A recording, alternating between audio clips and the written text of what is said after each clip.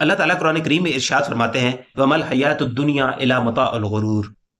اور دنیا کی زندگی تو صرف دھوکے کا سامان ہے،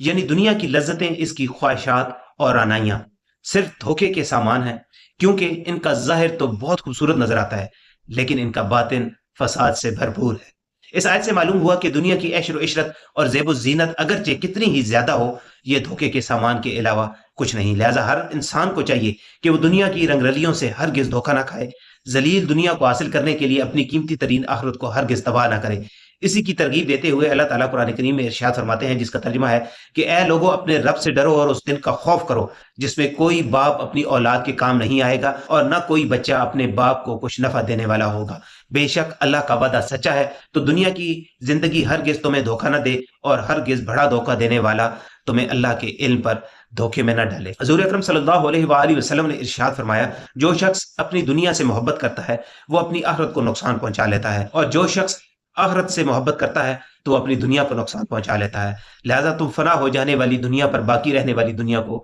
ترجیح دو۔ اللہ تعالی ہمارے حال پر رحم فرمائے اور ہمیں دنیا کی حقیقت کو پہچاننے اور اس کے دھوکے اور فریب کاری سے بچنے کی توفیق عطا فرمائے۔ آمین بجائے خاتم النبیین صلی اللہ علیہ وآلہ وسلم۔